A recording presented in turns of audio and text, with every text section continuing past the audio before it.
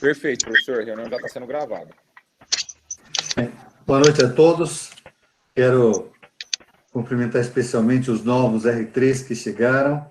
Eu ainda não tive o privilégio de conhecê-los pessoalmente, mas será breve.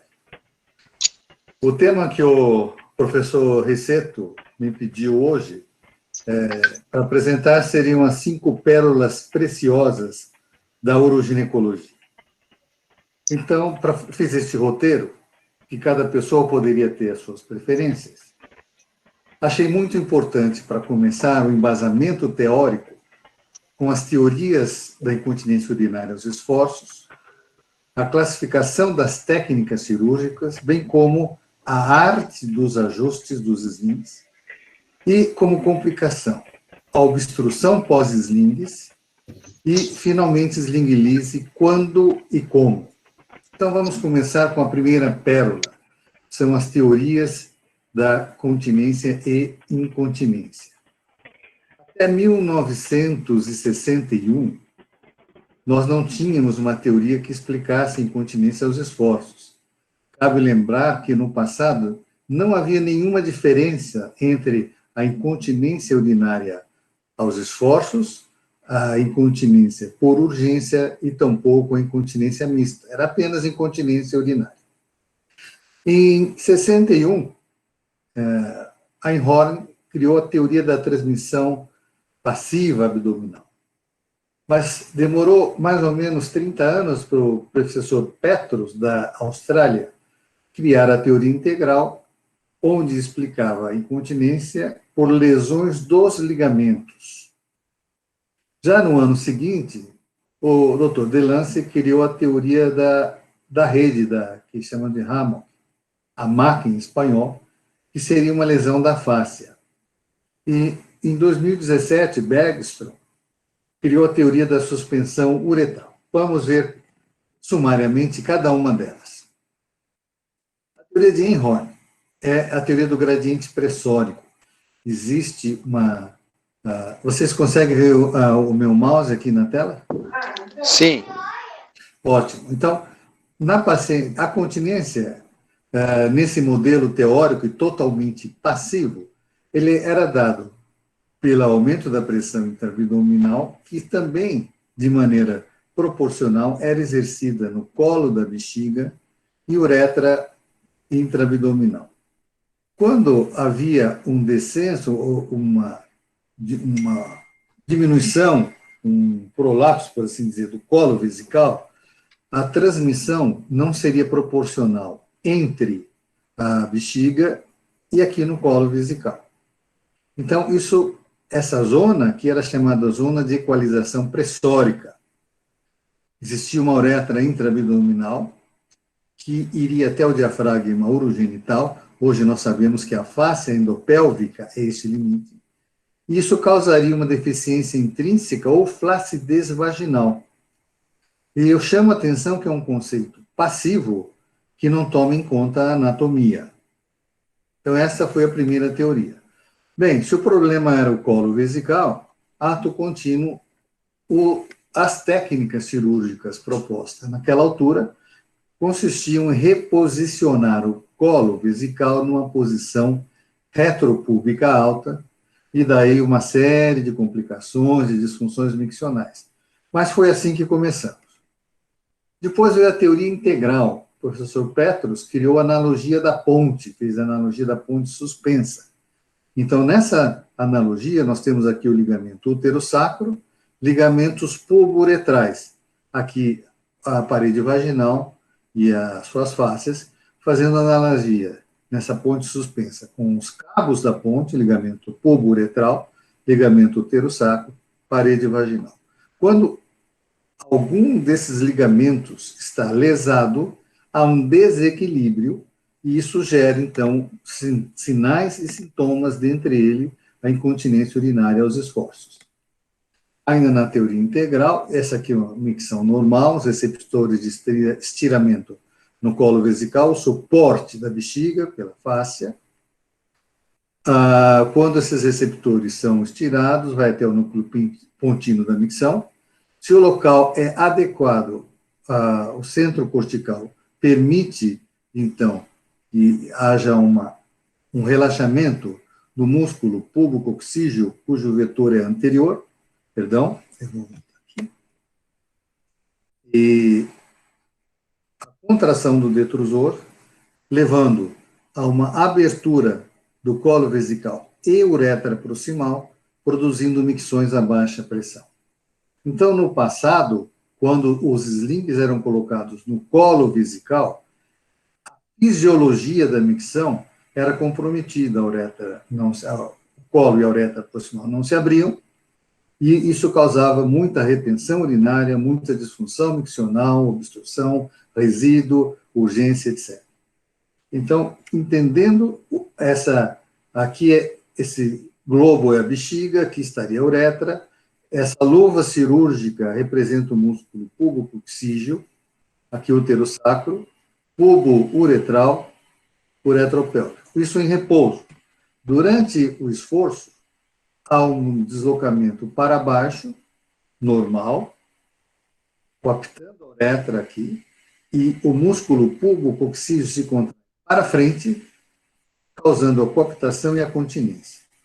Já na micção, o pubococcígeo se relaxa, lembre-se que a mulher urina principalmente por relaxamento, há uma abertura do colo vesical e uretra proximal e ocorre, então, uma micção normal a baixa pressão.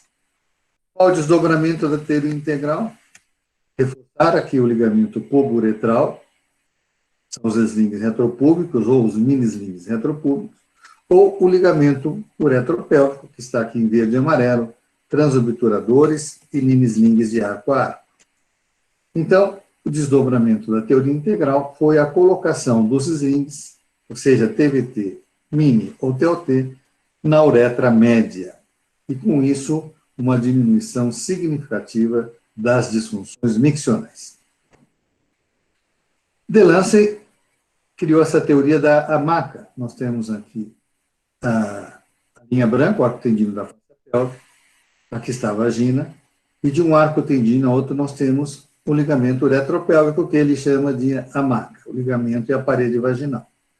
No ultrassom mostra que aqui está em negro, que quando a anatomia está normal, a uretra como se flutuasse sobre essa hamaca, e quando essa rede, esse suporte está lesado, ela afunda.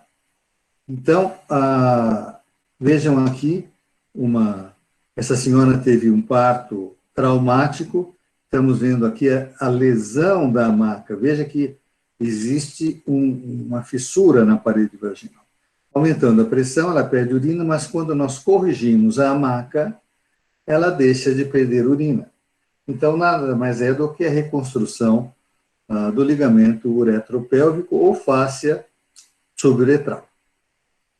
Finalmente, a teoria da suspensão uretral, que também é baseada na lesão do ligamento pubo-uretral posterior, e ele considera o seguinte, que aqui nós temos a bexiga, o ligamento lesado, temos aqui um espaço entre a porção pré-púbica e retropúbica do ligamento pubo-uretral, aqui em azul, seguindo essa nós temos o ligamento uretropélvico, e a 1 centímetro do colo está o que eles chamam de VP, ponto vaginal, seria PV em português. Ele acha que aqui deveria ser colocado o sling, esse é o desdobramento dessa teoria, e permitiria, então, tratar, inclusive, pacientes com hipomobilidade uretral, que não deve ser suspenso a sua posição de repouso. E ele tem uma explicação, que a distensão proximal causa urgência, e com isso ele acha que nós temos que reconstruir a suspensão uretral, colocando o sling nessa posição. Então, qual é o desdobramento cirúrgico? O sling deve ser colocado no ponto vaginal, a 1 centímetro do colo vesical. E esse ponto vaginal é a união do ligamento pubo-uretral com a fáscia pubo-vésico-cervical. E colocando o sling nessa posição, nós poderíamos tratar incontinência sem hipermobilidade, ou seja, com hipomobilidade uretral. Essa teoria é muito criticada, não é bem aceita, mas é uma das 4 que nós temos no momento. Bem, vamos então à segunda pérola, que seria a classificação das técnicas cirúrgicas para incontinência urinária aos esforços. Então, nós temos basicamente 2 grupos de técnicas cirúrgicas. Primeiro, procedimentos de estabilização uretral, e segundo grupo, técnicas de coaptação uretral. Dentro do primeiro grupo, para estabilizar a uretra, nós temos as técnicas de suspensões da parede vaginal e as técnicas de suporte uretral, que são os slings, que nada mais são do que tipóias uretral. Então, vamos ver cada uma delas. Vamos começar com o procedimento de estabilização uretral, dentre elas a suspensões da parede vaginal, que aumentam a tensão sobre a uretra. Nós temos técnicas de agulhas, como aqui a técnica de Haas, mostrada, técnicas suprapúbicas, como o Marshall Marquette Candice, que fixa a parede vaginal no periósteo do retropúbis, e aqui a técnica de Burch, que fixa a parede vaginal no ligamento pectíneo, e as técnicas vaginais, dentre elas a miorrafia, a coporrafia anterior, também conhecida entre nós como técnica de Kelly-Kennedy. Já nos procedimentos de suporte uretral, nós temos 3 tipos de sling, basicamente. Retropúbicos, os transobturadores e os mini-slings. Vamos agora para a coaptação uretral. A coaptação uretral é basicamente indicada quando há uma lesão intrínseca da uretra, ela perdeu a sua função uteriana e funciona apenas como um tubo. Nós temos o mais utilizado aqui, são agentes de volume, seja ele carvão pirolítico, absorvíveis, como colágeno, etc. Temos o ACT, que é Adjustable Continence Therapy, que são balões colocados no nível do colo vesical ao lado da uretra, comprimindo, e os extramurais de resistência física ou variável, que são os esfíncteres artificiais. O terceiro pérola é o ajuste. O ajuste é a parte mais delicada do sling.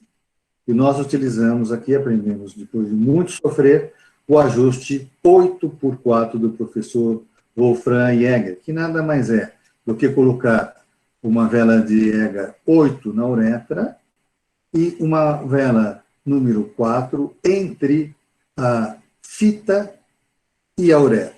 Aí nós podemos fazer o ajuste de tensão, ele é reprodutível, diferente de tesoura, que varia entre o tamanho da tesoura, varia a percepção do cirurgião, ele é muito incompleta.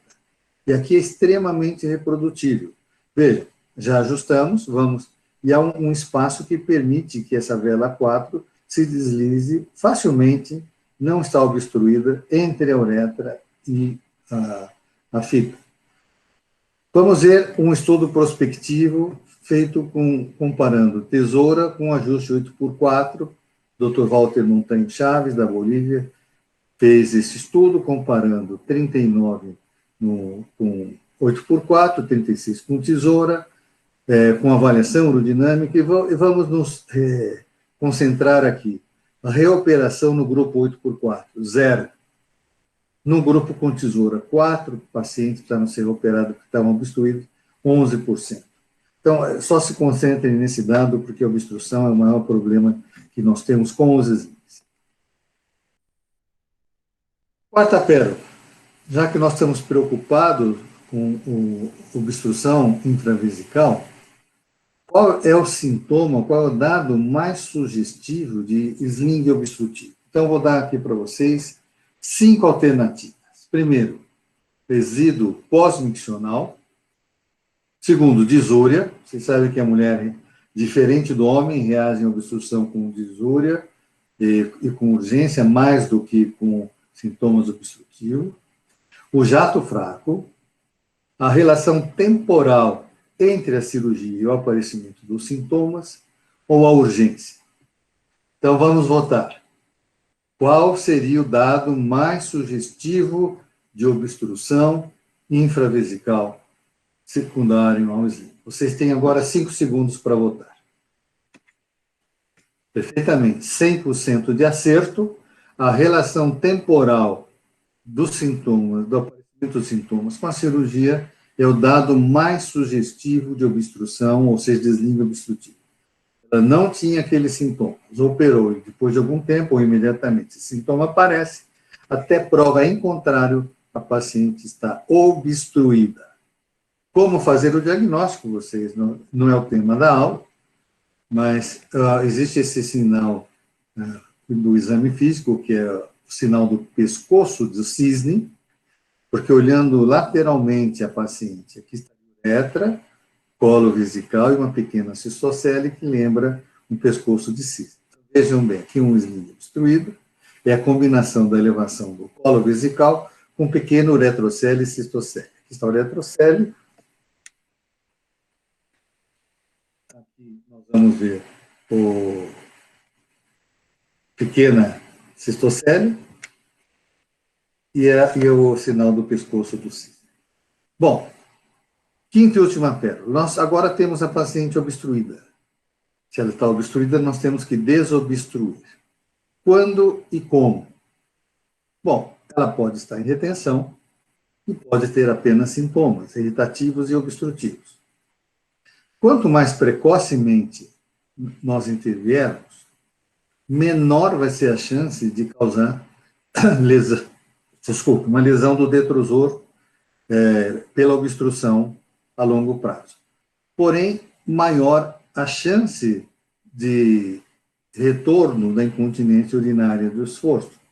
O sling lise precoce tem ao redor de 10% de recorrência da incontinência urinária.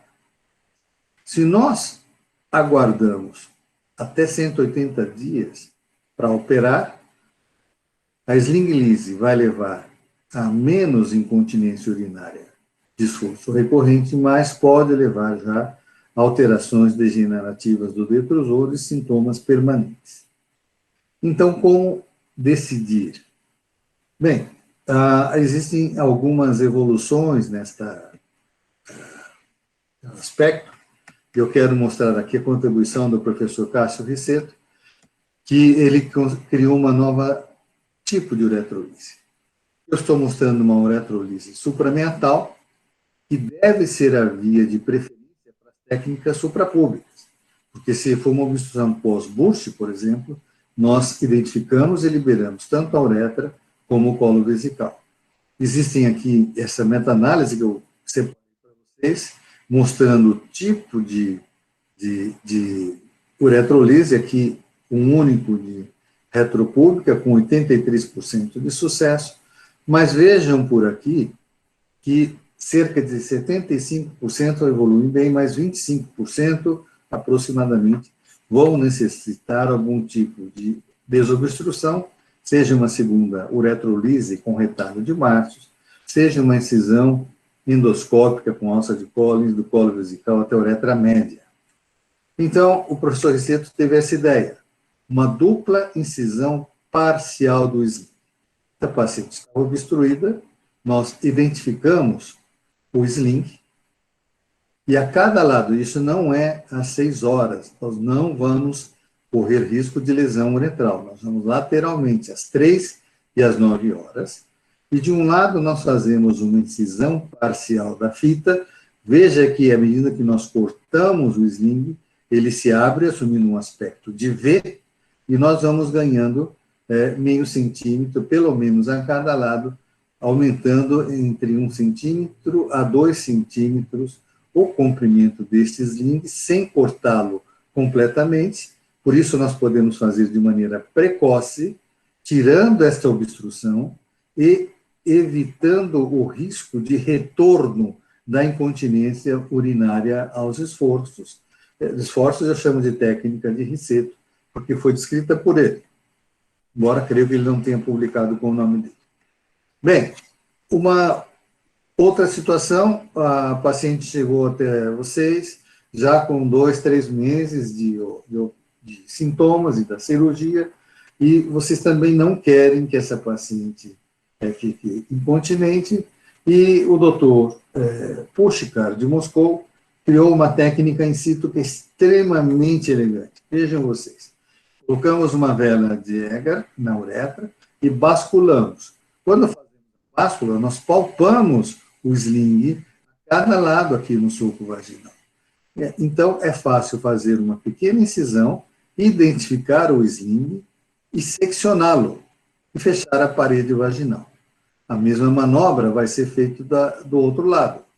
Então, nós deixamos ainda um suporte suburetral e a própria fibrose vai manter essa uretra em posição, desobstruindo e sem recorrência da incontinência urinária aos esforços. A prevenção das complicações é muito simples. Primeiro, é absolutamente necessário conhecer a anatomia. Segundo, dominar a técnica cirúrgica e entender o que é que vocês estão fazendo com aquela cirurgia. O que está sendo restabelecido, reparado ou criado? É o neoligamento, é uma neofáscia, enfim, saber exatamente qual é a melhor técnica que pode ser oferecida a cada paciente, porque nem todas são iguais. Então, o diagnóstico da incontinência também joga um fator importante. Terceiro, o ajuste da tensão. Se tivermos um ajuste seguro, reprodutível, padronizado, as complicações, as disfunções miccionais serão muito menos frequentes. E, por último, e não menos importante, é a experiência do cirurgião. Nós sabemos que cirurgiões de alto volume têm uma taxa de complicação menor. Isso se chama curva de aprendizado. Então, queria concluir aqui com a frase de Sorano de Éfeso, que é primo non nocere, primeiro não lesar, mas ele também disse, secundum curare. Então, hoje nós temos que buscar técnicas minimamente invasivas, porém extremamente efetivas. Muito obrigado. Agora eu vou parar de compartilhar e passo o comando a quem estiver coordenando esta reunião. Boa noite, professor Palma. Boa noite, Cássio. A apresentação, brilhante como sempre. Eu tive uns contratempos aí, me atrasei um pouco. Eu vejo que nós temos aqui bastante gente na audiência. Eu gostaria de permitir que o pessoal fizesse perguntas ao senhor. Alguma pergunta para o professor? Algum dos residentes, ou vocês já sabem tudo? Impossível. Eu queria fazer uma pergunta para o Dr. Palma. Pois é. O professor, o senhor enxerga alguma forma de aplicação da teoria integral do Dr. Petrus no mecanismo de continência masculino para, vamos dizer, justificar, apoiado na teoria dele, os slings masculinos? Sim. Bom, essa é uma pergunta difícil de responder. Eu tive a oportunidade de conversar com o professor Petrus, ele disse que a teoria dele foi feita para mulheres. Mas nós usamos da teoria integral o conceito de cirurgias virtuais ou simuladas. Da mesma maneira que nós fazemos com as mulheres, avaliar vamos dizer assim, o esfíncter residual é muito importante. Como isso é feito de acordo com a teoria integral? Cistoscópio rígido, anestesia local, até o esfíncter. Nós não entramos na bexiga. Quando identificamos a bexiga, nós pedimos para o paciente contrair. E aí nós vemos uma contração concêntrica que deve ser superior a 1 centímetro. Esses são os pacientes que vão evoluir melhor com o sling masculino. Se essa contração concêntrica for menor, ele não é um bom candidato. Além disso, agora nós vamos fazer a manobra virtual. Vamos colocar o dedo no períneo, onde estaria, entre o escroto e o ânus, onde estaria o esfíncter, e vamos fazer a elevação digital. Se essa elevação digital aumentar a longitude, o comprimento concêntrico da uretra, esta é uma cirurgia virtual que nos diz que esse paciente é um bom candidato para o sling. Então, essa é a única correlação que eu vejo, porque o ligamento pubo-uretral no homem, que corresponde, perdão, pubo-prostático no homem, que corresponde ao pubo-uretral na mulher,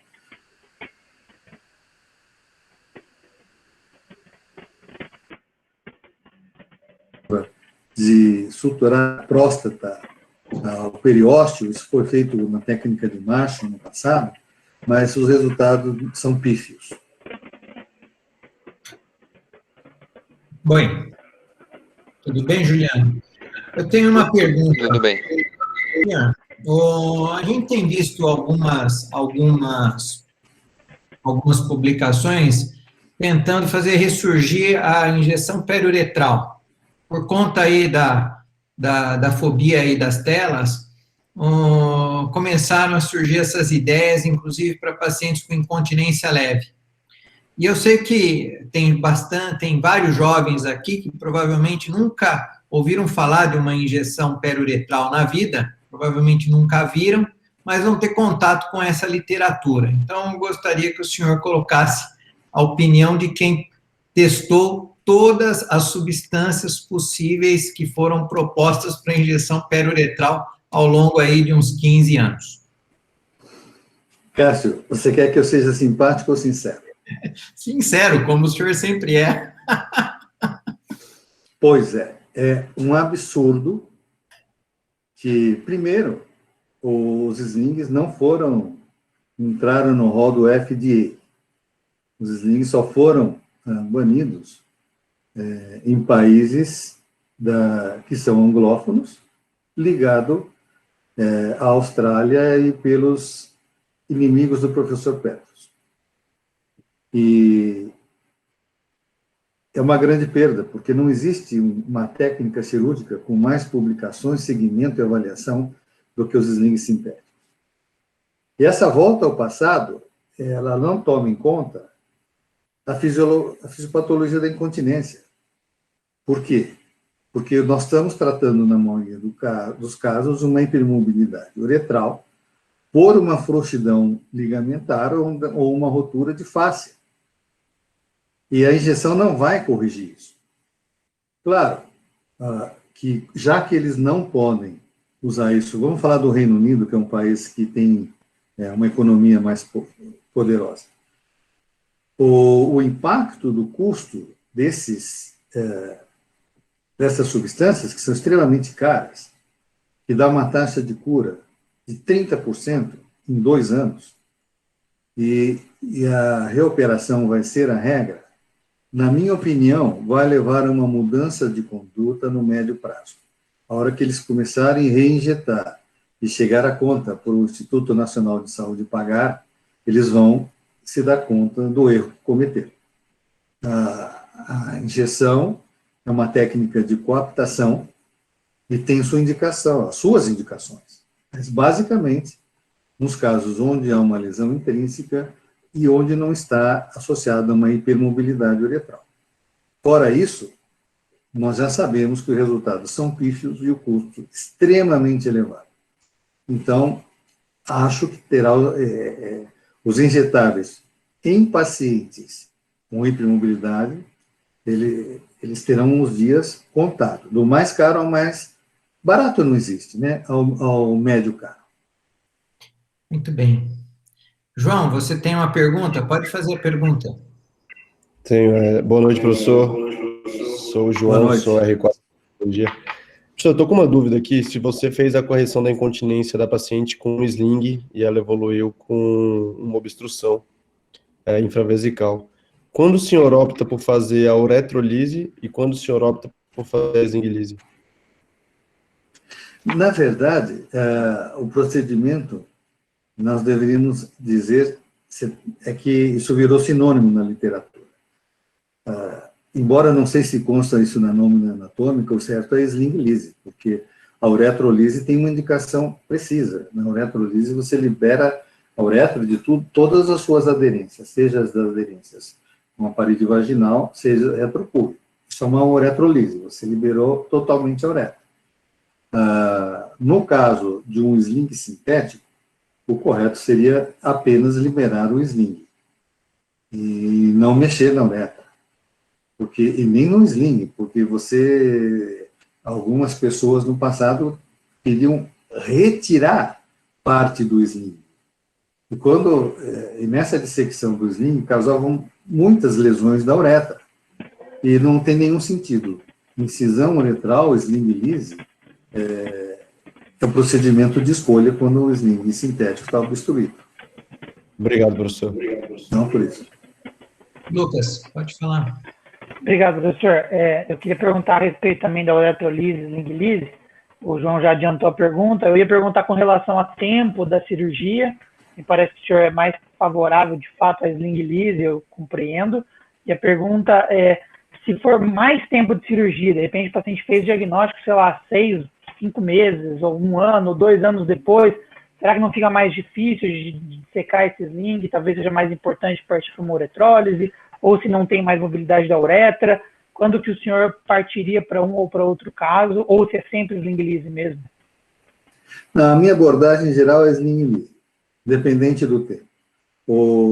Mas é preciso, e isso é um detalhe, sua pergunta é extremamente boa, Lucas, porque quando nós vamos propor uma sling lise para o paciente, ou mesmo uma uretrolise, nós temos que dizer que ela tem uma chance muito grande de ficar curada no primeiro procedimento, mas existe uma chance pequena, 25%, de precisar uma reoperação.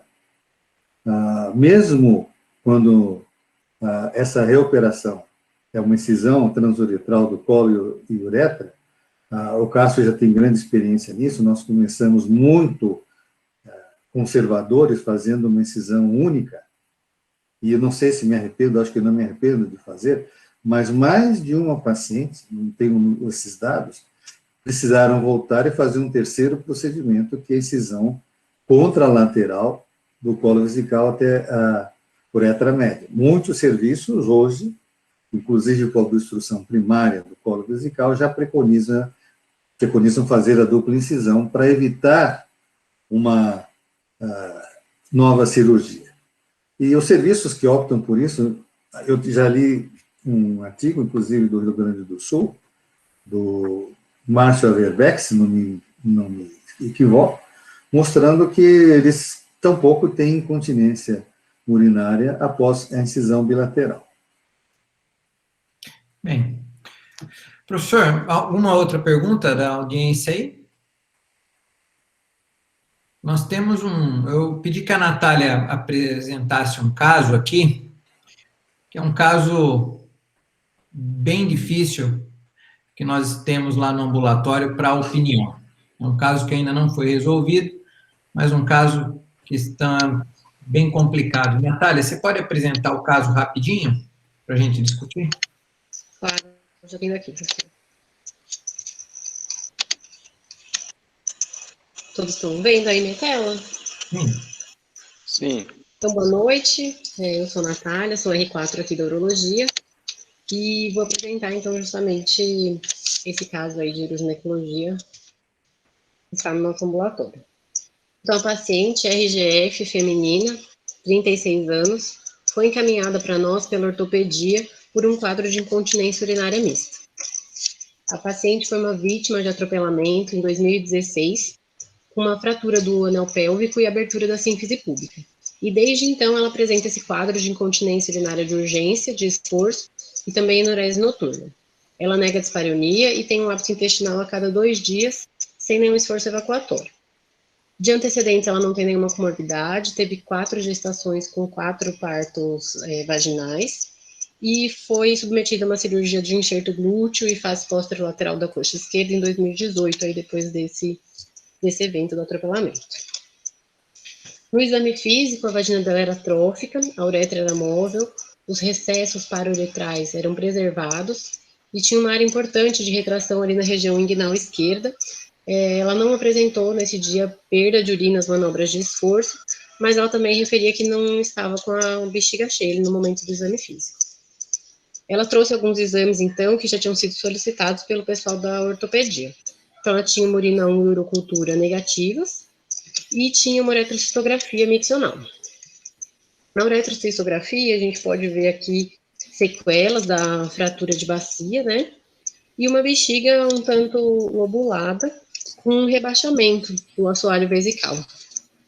E ela consegue esvaziar bem a bexiga. Então, só resumindo, a paciente feminina de 36 anos, foi vítima de atropelamento em 2016 e segue aí desde então com esse quadro de incontinência urinária mista. Não sei se alguém quer fazer alguma consideração até aqui. Senão você tem a investigação, né, Natália? Como nós já estamos adiantados na hora, você poderia seguir um pouco com a investigação que nós propusemos aí a gente discute a conduta mesmo. Ok. Então, nesse primeiro momento, foram orientadas medidas comportamentais, então perda de peso, evitar bebidas gaseificadas ou com cafeína, na medida do possível fazer uma restrição hídrica, e principalmente no período da noite, e foi encaminhada também para a fisioterapia do assoalho pélvico. Foi discutido com ela o uso de solifenacina, mas por questões financeiras aí, acabamos, junto com a paciente, optando por prescrever a oxibutinina. E foi solicitado, então, para o retorno ao processo diário miccional e foi marcado uma urodinâmica.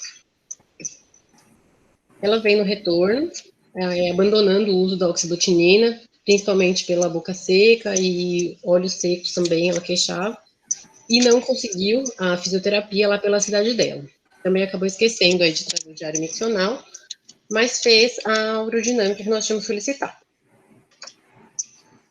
Na urodinâmica, a gente viu que ela tem aí diversas contrações detrusoras na fase de enchimento, com perdas associadas, muitas perdas durante todo o exame. Nas manobras de tosse, ela também teve perdas, e no momento que chegou em 400 ml de infusão de soro, foi optado por parar o exame. A paciente até esse momento não tinha tido nenhum desejo ou sensação ainda vesical, mas foi optado por parar o exame realmente, considerando que foi uma boa quantidade infundida.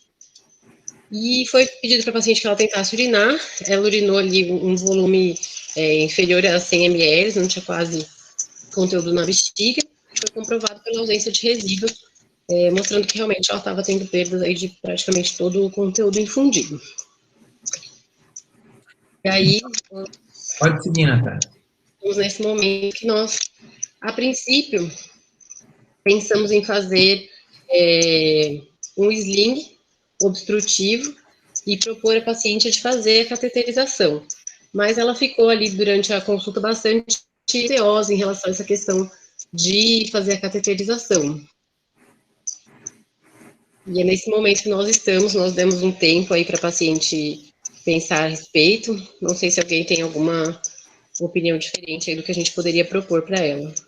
Antes de eu perguntar para o professor Palma, o Juliano, você quer fazer alguma consideração aí? Eu não entendi se ela tratou a hiperatividade. Ela tentou tomar um anticolinérgico, não deu. Aceitou e não teve resposta objetiva e abandonou. Eu acho que esse quadro de hiperatividade chama muito a atenção no exame de urodinâmica, né? Sim. É claro que às vezes a gente não pode tratar o exame sem a paciente. Faltou um pouco diário para a gente confirmar que essas contrações colaboram para episódios de urgência e aumento de frequência durante o dia. Mas eu acho que colaboram sim. Eu acho que é difícil discutir uma abordagem da continência sem antes tratar o tipo de armazenamento. Por isso eu fiquei muito sugestionado aqui nessa primeira hipótese aí de injetar toxina botulínica na bexiga. Avaliar como fica depois. Nós não conseguimos fazer ressonância magnética nessa paciente por problemas lá do HC, mas no exame físico ela tem aquela sequela óssea ali na síntese, e palpando a vagina dela, aparentemente, ela tem um desgarro do levantador do ânus do lado direito, da inserção púbica do levantador do ânus do lado direito. Então, o levantador, ele parece que está assimétrico ali. Professor Palma, o contexto é esse, o paciente não está resolvido ainda e nós estamos pensando o que fazer com ele. Então, aproveitei a presença do senhor aqui para nos orientar. Obrigado, Cássio.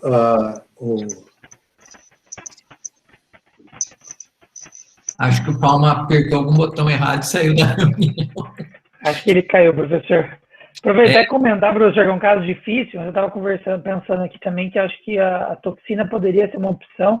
Lógico, eu acho que num dia a dia aqui pensaria, né, em tentar a solifenacina, tentar aí um beta-3 agonista, que seria uma boa opção, principalmente porque ela teve um efeito colateral importante, mas eu pensei, o que o Juliano falou também, de tentar melhorar o armazenamento dela, para num segundo momento reavaliar essa urodinâmica. Ver o que acontece com a uretra. Pode ser. Pode falar, professor. Desculpe, teve algum problema aqui, que eu não sei exatamente o que foi. Mas, enfim, as possibilidades estão colocadas. Toxina botulínica como um teste terapêutico está muito bem indicada. Se ela não está satisfeita com o sling retropúbico, obstrutivo com cateterismo, a derivação continente podia ser, talvez ela aceitasse o mitrofanof, com fechamento do colo, o mitrofanof, porque a cateterização suprapúbica é muito mais fácil, especialmente se for possível colocar no umbigo. Porque é muito difícil avaliar o detrusor. Ela urinou só 100 ml e o resto ela perdeu pela uretra. Então, não sei se fazer a urodinâmica com um balão nos daria um pouco mais de informação sobre isso, mas também não é difícil, Cássio. Eu entendo a dificuldade você na vida real.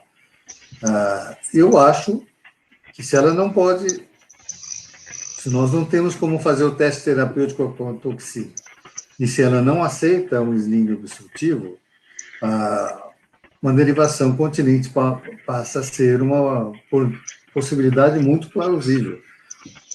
Bem conversada, eu acho que talvez seja a opção melhor nesse momento.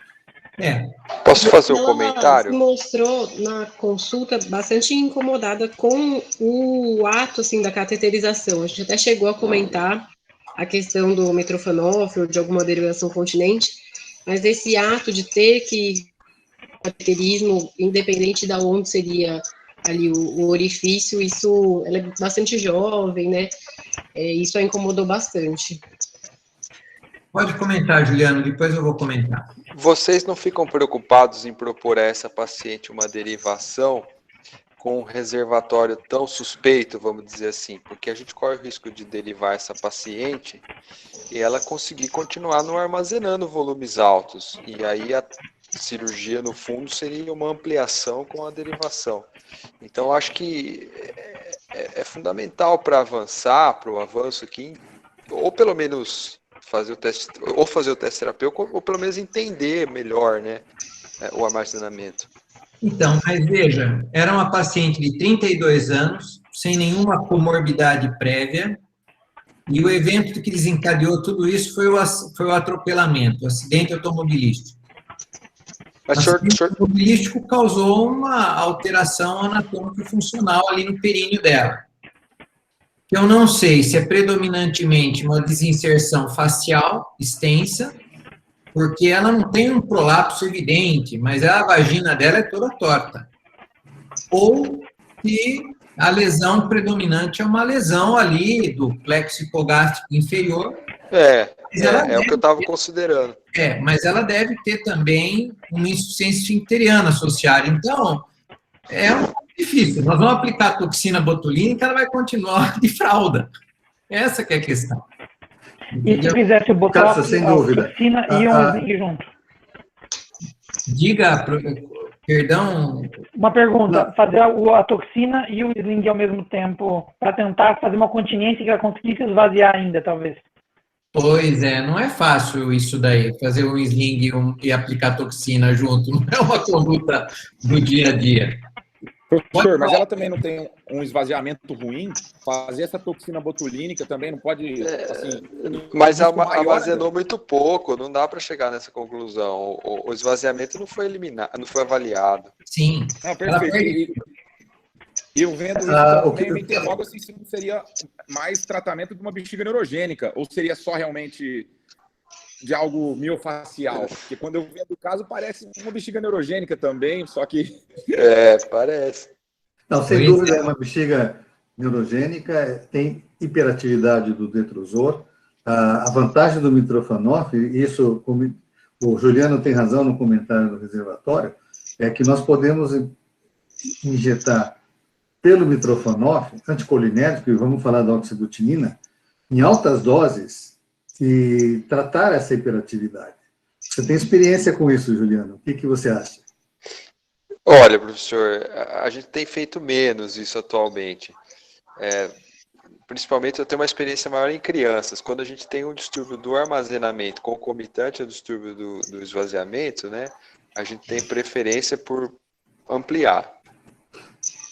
E tem um dado em crianças, em bexiga neurogênica de crianças, que toda vez que você faz alguma bladder neck surgery, que é, né, aquelas cirurgias de reforço do colo para melhorar a continência em crianças, o aparecimento de um distúrbio de armazenamento ocorre em 50% dos casos. Então, é quase sempre feito feito cirurgia das duas coisas, né? Amplia e reforça o colo. E qual a técnica para reforçar o colo vocês estão usando? O Pipsali ainda? Não, as últimas 3 cirurgias que a gente fez, a gente aplicou, foi em meninas, né? A gente aplicou um sling crossover, igual o Maguire fazia. A gente passa o sling, laça a uretra, põe um sling de aponeurose e fixa no pubis. É um sling crossover por via abdominal, né, Juliano? Via abdominal, é isso, no colo. O Matheus tem uma pergunta, Matheus? Professor, na verdade eu tenho um questionamento para o Juliano em relação a essa questão do colo, né? Foi pensando em fazer uma ampliação vesical com conduto nessa paciente, você pensaria em fechar o colo nesse caso, Juliano? Eu sinceramente não sei. A continência dela, né, não foi completamente avaliada porque ela não armazenou bem. Mas eu acho assim que se você quiser propor uma coisa realmente definitiva, acho que a cirurgia para essa paciente era uma cirurgia de colo, seja ela fechamento ou alguma dessas outras técnicas, mais uma ampliação e um conduto. É muita cirurgia, né? Assusta um pouco, né? Sim. Mas parece que seria isso. Eu vou dizer, a minha tendência nesse caso, professor Palma, seria aplicar toxina botulínica e 2, 3 semanas depois, caso ela não tivesse uma melhora significativa da continência, aplicar talvez nessa paciente um mini sling. Seria uma técnica aí que mexeria menos com o suporte. Nós estaríamos dando o mínimo suporte suburetral para ela. E aí, e ver como ela evolui e, a partir daí, escalonando o tratamento, dependendo da resposta. Né? Me parece muito sensato, cara. Essa simetria que ela tem do pubis, mas eu acho que a gente consegue fixar o sling ali. Veja, a lesão do músculo muscular que ela tem, não tem o que fazer. Então, é só um diagnóstico, tem um desgarramento do bulbo visceral, provavelmente, né? E não há o que fazer. Então, vamos agora passar aqui. Você faria um mini sling retropúbico, imagine. Eu não pensei em fazer retropúbico, não. Pensei em fixar ali no músculo obturador. Mas vai ficar muito torta as pernas, professor, porque uma perna vai chegar fácil, a outra vai ficar longe, né? Mas não. Eu faria. Isso que por eu que acho. não retropúbico? Só para eu entender, cara. Não, tá tudo certo. Também é que aí a gente não faz uma técnica standard, né?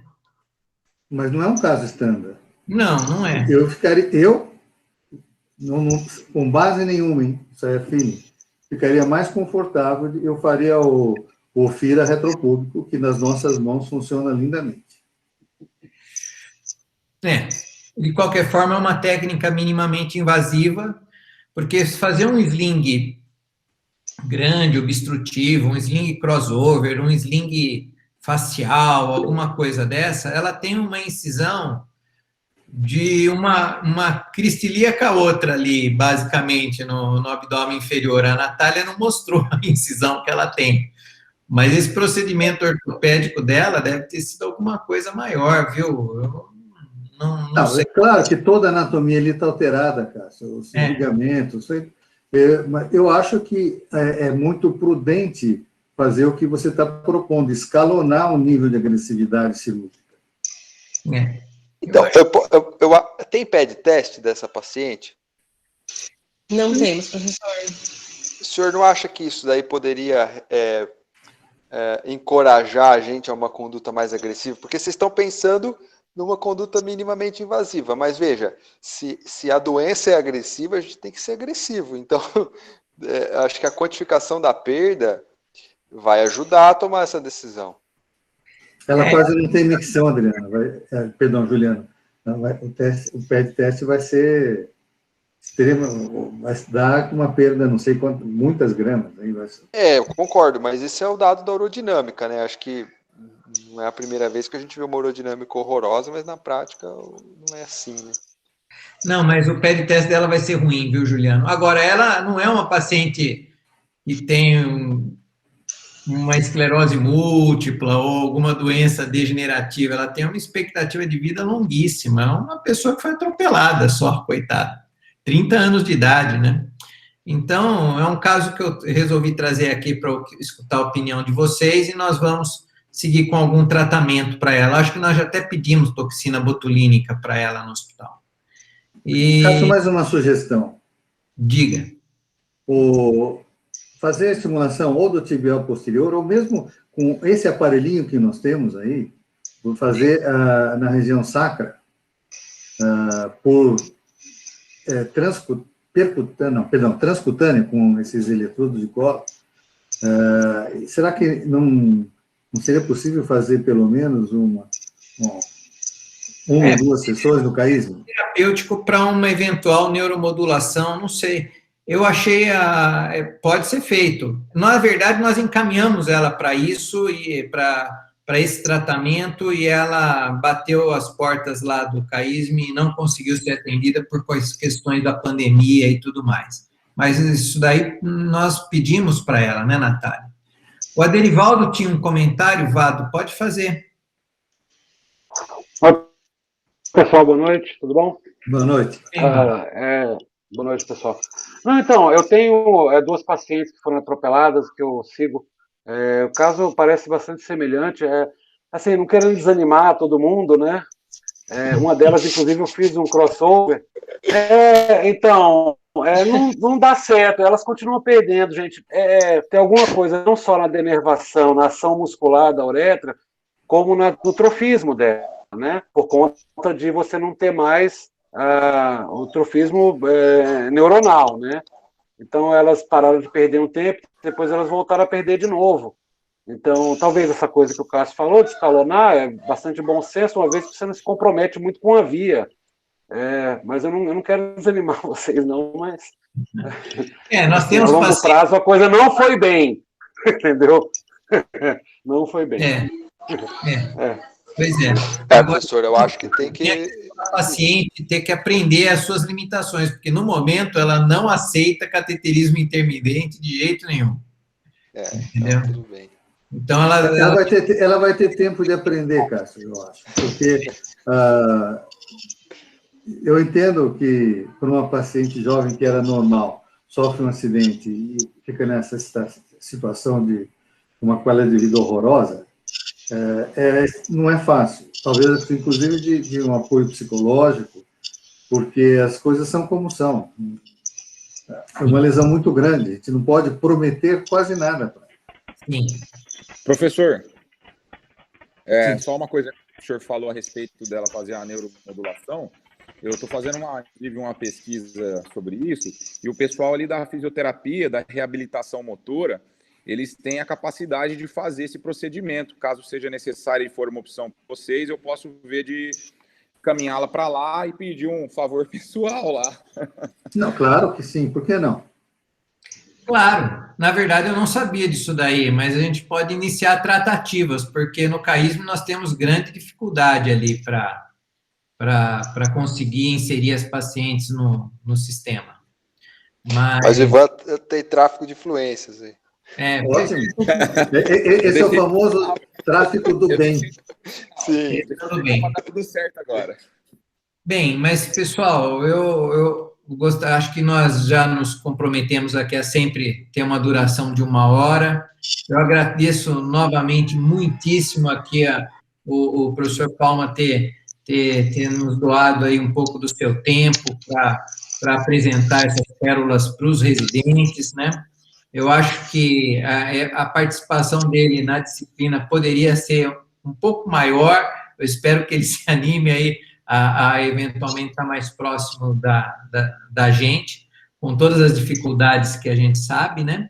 Mas eu agradeço aí a participação de todos, convido a todos para a nossa próxima reunião daqui a um mês, sempre na terceira quarta-feira à noite, às 19h30. Ok? Cássio, obrigado pelo convite. Eu estou sempre à disposição, tenho muita saudade do centro cirúrgico. O problema é que, por enquanto, ainda não me deixam entrar no hospital. O dia que me deixarem vai ser um prazer. Nós também não conseguimos operar nada, né? Não é só o senhor. Obrigado. Ninguém está operando nada, É só passar os plantões para o Dr. Palma. Não, essa parte eu passo também. Tchau, tchau. Tchau, boa noite. Boa noite, cuidem-se. Tchau.